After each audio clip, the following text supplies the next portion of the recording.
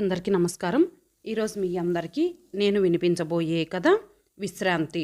రచయిత ఎర్రమిల్లి విజయలక్ష్మి గారు. ఇక కథలోకి వెళితే, భరద్వాజ విశ్రాంతిగా పడక మీద వాలాడు. హడావుడి అలజడి అంతా పూర్తయింది. ఇంకా అంతా విశ్రాంతే. విజయవంతంగా ఏ రిమార్కు లేకుండా 35 సంవత్సరాల సర్వీసు ముగించి జీవితంలో మరో ముఖ్యమైన భాగానికి చేరుకున్నాడు. అంతా సవ్యంగా జరిగిపోయింది. ఎన్ని సందర్భాలలో ఎంత ఆవేదన పడినా, ఆందోళన చెందినా, ఎన్ని ఒడిదుడుకులు ఎదుర్కొన్నా అన్నీ సవ్యంగా ఎదుర్కొని నిలబడ్డాడు. తన బాధల నీడలు చేసే వృత్తి మీద పడనీయలేదు. సర్వీస్లో ఉండగానే అమ్మాయి పెళ్లి చేశాడు. మగపిల్లలిద్దరూ ఉద్యోగాల్లో స్థిరపడ్డారు. వారి గురించిన దిగులు లేదు. మనసుకు నచ్చినా నచ్చకపోయినా, కష్టమైన నిష్ఠూరమైన చివరి వరకు నిబ్బరంగా వృత్తిని కొనసాగించాడు. ఇక తన జీవితం తన ఇష్టమైన వ్యాసంగాన్ని ఎంచుకొని ప్రశాంతంగా విశ్రాంతిగా శేష జీవితం గడిపేయవచ్చు. సీలింగుకి గిరగిర సన్నగా శబ్దం చేస్తూ తిరుగుతున్న ఫ్యాన్ వంక చూస్తూ ఆలోచిస్తున్నాడు భరద్వాజ. కళ్ళు మూసుకొని ప్రశాంతంగా నిద్రపోవాలనుకున్నాడు. నిద్ర రావటం లేదు. మనసంతా ఆనందంగా అలజడిగా ఉంది. తృప్తిగా ఉంది. మరలా అంతలోనే ఏదో తోచనితనం, ఎందుకో వెలితి. జీవితం అకస్మాత్తుగా కాకపోయినా ఒక స్థితిలోంచి మరో స్థితిలోకి మారేటప్పుడు మనసు జీర్ణించుకోలేని చిత్రమైన భావ పరంపర. భరద్వాజ నిర్లిప్తంగా నవ్వుకున్నాడు. మానవ మనస్తత్వంలోని ఊహకందని వింత పోకడ. కస్తూరి, నిద్రపోతున్న కస్తూరిని లేపాలనుకున్నాడు. ఈ రాత్రి మరీ ఒంటరితనం, తోచనితనం తనను వేధిస్తున్నాయి. భార్యతో ఏమన్నా కబుర్లు చెప్పుకుందామనిపించింది. ఆమె మంచి నిద్రలో ఉంది, లేవలేదు. అదృష్టవంతురాలు. పగలంతా బొంగరంలా పనులతో తిరుగుతూ హడావుడిగా ఉంటుంది. పడుకుంటే మరి తెల్లారి 5 గంటల వరకు మిన్ను విరిగి మీద పడినా లేవదు. లేపే ప్రయత్నం విరమించుకొని కస్తూరి వంక చూశాడు. బాగా అలసిపోయిందేమో, హాయిగా నిద్రపోతోంది. మనిషి వడిలిపోయినట్లుంది. వడిలిన మందార మొగ్గల్లాంటి పెదవులు దీర్ఘ నిశ్వాసాలకు కొద్దిగా తెరచుకొని అదురుతున్నాయి. బాగా ఒళ్ళు వచ్చింది. మనిషిలో వార్ధక్య చిహ్నాలు కనిపిస్తున్నాయి. ఆ రంగు, ఆ అందం అంతా ఏమైపోయిందో. ఎంత చక్కగా ఉండేది కస్తూరి, ఏమిటిలా అయిపోయింది? చాలా కాలం తర్వాత ఇల్లాల్ని తీరుబడిగా పరిశీలనగా చూస్తూ విస్మయంగా అనుకున్నాడు. తనను కట్టి పడేసిన ఆ వాలుజడ ఏమైపోయిందో. నెరిసిపోయిన పల్చని తలకట్టు వికృతంగా గాలికి ఎగురుతోంది.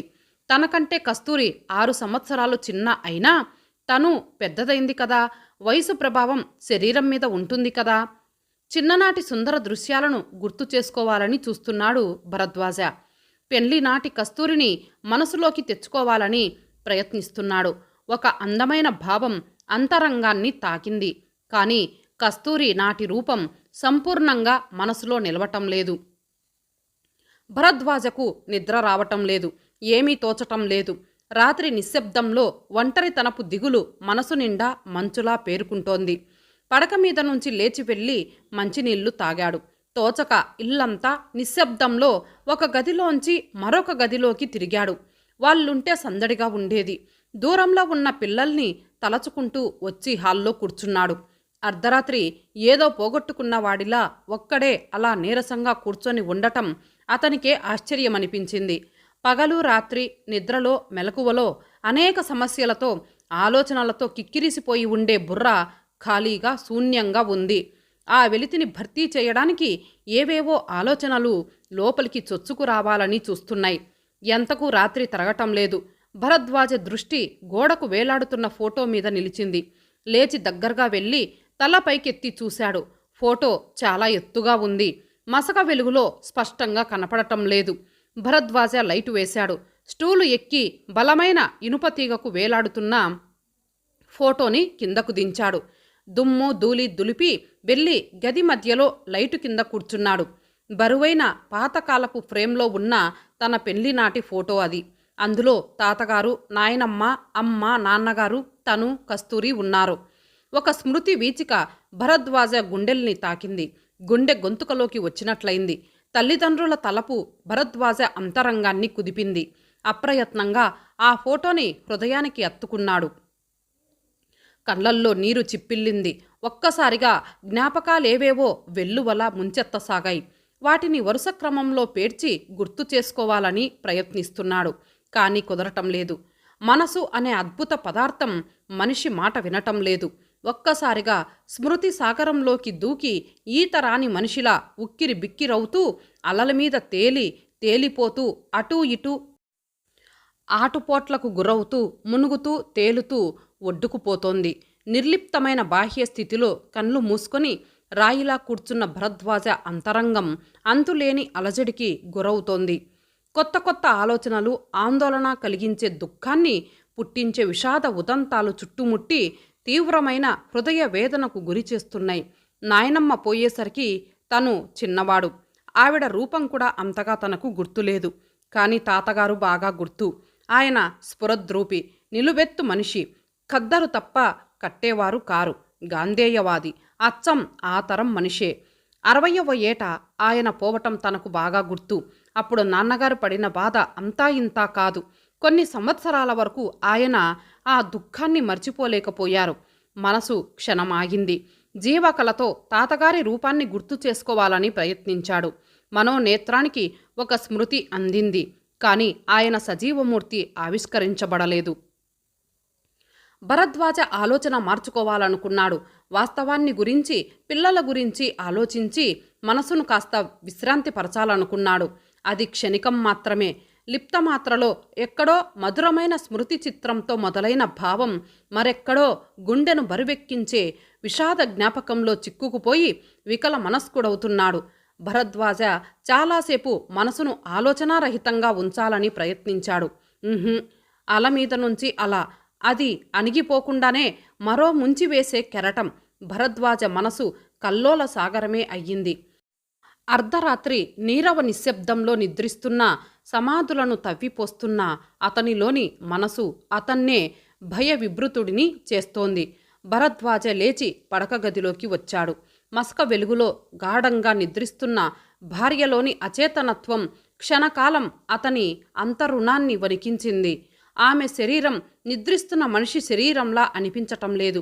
జీవరహితమైన జడత్వం ఆమె స్థితిలో స్ఫురించి భరద్వాజ నిలువునా చెలించిపోయాడు.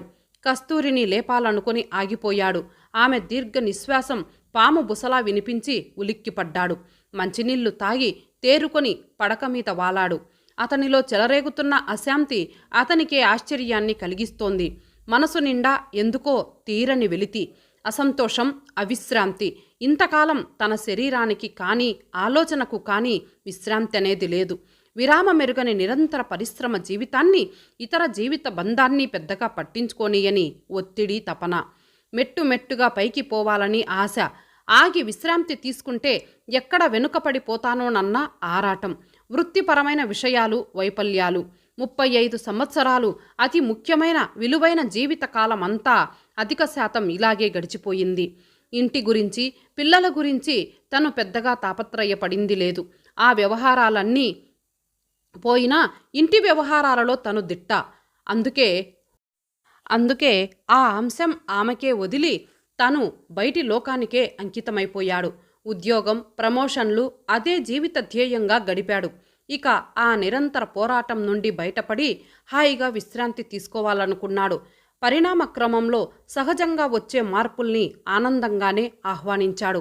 పదవీ విరమణ అంటే చాలామంది బాధపడతారు. జీవితమే అయిపోయినట్లు దిగులు పడతారు. మీరేమిటింత ఆనందంగా ఉన్నారు? మిమ్మల్ని చూసి చాలా నేర్చుకోవాలండి అన్నారు తన జూనియర్సు. రిటైర్మెంట్ అంటే గవర్నమెంటు మనం ఇంక సర్వీస్కు పనికిరామని పంపేస్తోందన్న నిస్పృహ కలగకూడదు. మనిషి తనుగా తన కోసం తను బ్రతకగల అవకాశం అప్పుడే లభిస్తుంది. స్వేచ్ఛగా పాదర బందీలు లేకుండా మన రెండో బాల్యం ఆనందంగా గడపటానికి ప్రయత్నించాలి అన్నాడు తను. అవును, కొత్తలో ఇలాగే ఏదో పోగొట్టుకున్నట్లు వెలితిగానే ఉంటుంది. ఆ హంగు హడావిడి ఉండవు కదా, అలవాటు పడాలి. కిటికీలోంచి బయట కరిగిపోతున్న రాత్రిలోకి చూస్తూ మాట వినని అలా గాలికి వదిలేసి గడిపాడు భరద్వాజ. ఏమయ్యా రామారావు, నిన్న పార్కుకి రాలేదేం?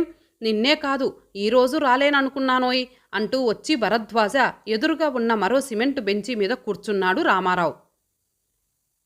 రిటైర్డ్ టీచర్ రామారావుతో మునుపు ఉన్న పరిచయం ఈ మధ్య తను రిటైర్ అయ్యాక స్నేహంగా మారింది.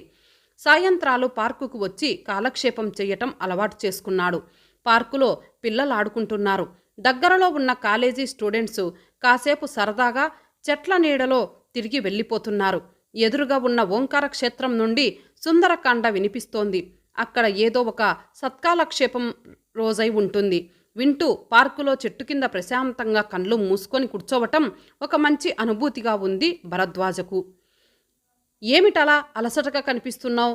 దిగులుగా నీరసంగా మరింత పెద్దవాడిలా కనిపిస్తున్న రామారావుని అడిగాడు. ఏముంది భరద్వాజ, పిల్లలు తగ్గారు. ఏదో ఈతి బాధలు ఉన్నంతకాలం తప్పేట్లు లేదు. నిట్టూర్పు తీసుకుని చెట్ల కానుకొని కళ్ళు మూసుకున్నాడు రామారావు. నీకెందుకే బాధ?